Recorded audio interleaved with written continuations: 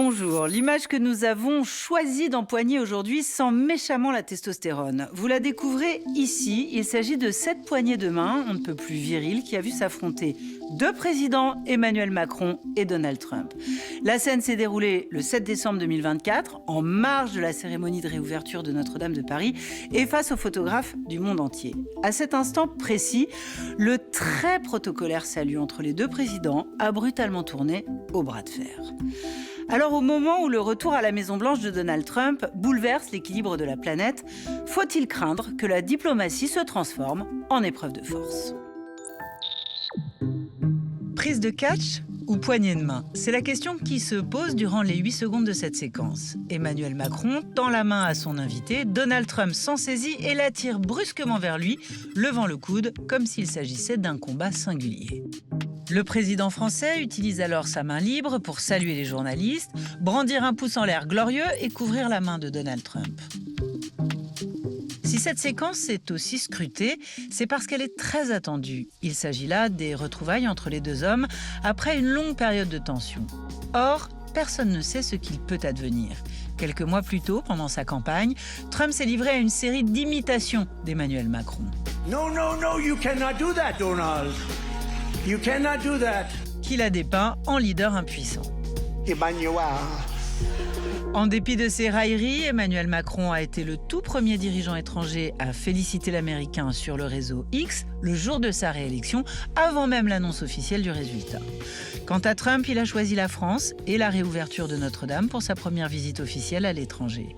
Un geste fort au plan diplomatique. L'arrivée de Donald Trump à l'Élysée est attendue à 16h. Massé derrière un cordon sur la gauche, une soixantaine de journalistes guettent donc l'image des retrouvailles. Mais le protocole reste incertain.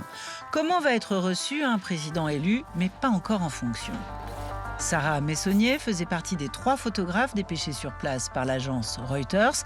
Elle nous raconte les conditions très particulières de cette mise en scène millimétrée. Officiellement, Donald Trump n'a pas de titre lui permettant d'être accueilli comme un chef d'État.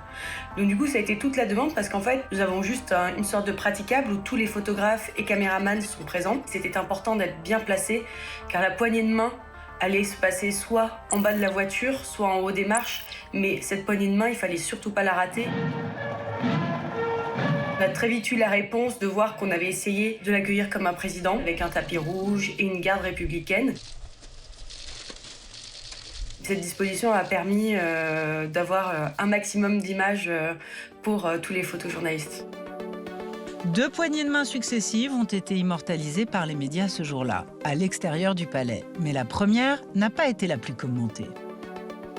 On sent vraiment que c'était la poignée de main de retrouvailles, de bonjour. Et c'est sur le perron qu'ils se sont retrouvés et se sont resserrés la main de manière beaucoup plus engagée. Elle a été plus virile, entre guillemets.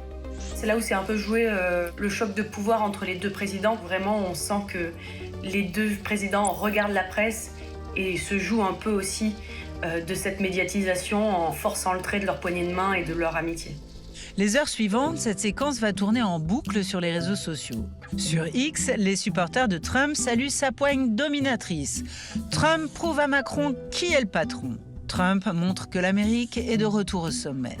Les détournements d'images de mains fracturées, plâtrées, voire arrachées, prennent acte de l'agressivité du geste. Le soir, une 3e poignée de main plus longue et tout aussi déroutante est filmée sur le parvis de la cathédrale. Elle devient à son tour virale. Et dans son célèbre talk-show, l'animateur américain Jimmy Kimmel la compare carrément à un combat de sabre laser. Be careful with that thing that you don't want to ruin that beautiful hair. Donald Trump et Emmanuel Macron sont coutumiers de ces bras de fer médiatiques. Dès leur première rencontre, le 25 mai 2017, à l'occasion d'un sommet de l'OTAN, leur poignée de main très appuyée avait même fait les gros titres de la presse internationale. Et jusqu'à la fin du premier mandat de Trump, en 2020, leurs jeux de main ont été découpés, parfois seconde par seconde, et utilisés comme baromètre de leur relation. La séquence du 7 décembre relance donc ce grand feuilleton diplomatique, dans lequel les poignées de main semblent traduire ce que les mots ne permettent pas. Welcome back again. Thank you We very are much. very happy to have you here. Thank you very much. Very great honor. Ce jour-là, peu avant 18h, un autre invité de marque est arrivé à l'Élysée sans la moindre cérémonie. Volodymyr Zelensky, le président ukrainien reçu pour une entrevue tripartite aux enjeux élevés. Pendant sa campagne, Donald Trump a en effet prétendu être en mesure de mettre fin à la guerre en Ukraine en 24 heures. Pourtant, cette fois-ci, la poignée de main s'est fait attendre. Quand Zelensky, Trump et Emmanuel Macron sortent, on les voit ensemble mais sans interagir. Emmanuel Macron fait un pouce. On sent que la poignée de main ne viendra pas. Et c'est en bas des marches qu'Emmanuel Macron rattrape Donald Trump pour forcer cette poignée de main entre Volodymyr Zelensky et Donald Trump. C'est vraiment une poignée de main surprise et qui a, je pense, surpris autant Donald Trump que tous les journalistes qui étaient là. Mise en scène pour les caméras par des politiques entraînés, ces poignées de main nous offrent ainsi une image simplifiée, immédiatement accessible des relations internationales. Quand la bouche se tait, ce sont les mains qui parlent. La poignée de main entre dirigeants a longtemps été une simple formalité diplomatique. Mais avec Donald Trump, elle est devenue un spectacle extrêmement populaire. Les médias anglo-saxons ont même trouvé des surnoms pour ces mouvements de main on ne peut plus personnels. Le yank and pull, arraché et tiré, ou encore le clasp yank release, serré, arraché, libéré. Mais quelle est donc l'origine de ce geste et comment s'est-il invité sur la scène internationale ? Trump's handshakes we'd seen on television for decades, really, through his career on The Apprentice and as a land property owner and all of that. But we didn't think that his handshakes would be that important culturally and politically because we didn't think he'd be the president. Great job. I don't know if you're going to win or not, but congratulations on doing a good job. Once Trump assumed the presidency, when he met foreign heads of state, he was playing the same game, but others weren't ready for it. So there was a very famous example with the Japanese Prime Minister Abe. They shook hands in a very diplomatic space. And so very quickly, Abe's face began to almost melt away. He didn't know what to do. Thank you, everybody. This kind of shook up the world because suddenly we're thinking, if you're doing it with an ally like Abe, what are you going to do with enemy? À partir de 2017, ces entorses au code de conduite diplomatique deviennent sa marque de fabrique. Entre les mains de Donald Trump, le geste de respect entre homologues devient un jeu de pouvoir. Trump turning the handshake into a standoff reflects his approach to diplomacy because he sees international politics as a competition with winners and losers, and he wants to be the winner. I'm going to win the handshake, and then I'm going to set the terms of the deals. I'm going to tear up the deal.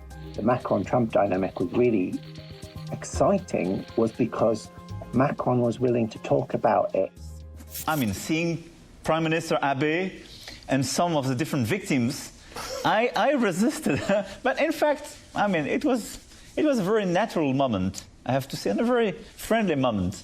Don't worry. Like, if that's friendly, I don't know what is friendly. But this is signaling that maybe the US and France could reach some kind of foreign policy cooperation. Because this was a time where French and US foreign policy were on collision on many issues, particularly on Iran. Because Macron was willing to stand up to Trump, literally or physically, with the handshakes, this gave Macron a lot of credibility around Europe at the time. Au-delà de leur implication géopolitique, les poignées de main trumpiennes sont devenues de véritables objets de fascination. Et sur les réseaux sociaux, on ne se lasse pas du spectacle. The Trump handshakes are a social media phenomenon because they're visual, they're shareable, and any user can immediately post and reframe the handshake with their own message to make it reflect their own view of Trump. And no doubt Trump knows this. Trump is a master with social media. And so Trump is formatted an encounter, a duel, a standoff that people can enjoy because they can play with it. They don't have to take it that seriously. Look at him. Take that, you motherfucker. Oh, and his elbows Look at up and that. everything? Oh, way up like this. What? Hysterical. It's almost comedic how Trump is trying the same trick again and again, but there are huge significant stakes behind that. Le 20 janvier 2025, jour de l'investiture du 47e président américain, ces poignées de main ont une nouvelle fois été scrutées dans leurs moindres détails. Vidéo à l'appui, le Daily Mail a même poussé l'analyse image par image pour démontrer qu'il avait manifestement ignoré la tentative de rapprochement de Joe Biden. Cette théorie a également été reprise et largement commentée sur TikTok et sur Instagram. Preuve qu'avec Donald Trump, les mains ont la parole. C'était une enquête de Mickaël Patin pour le Dessous des images. Salut à tous.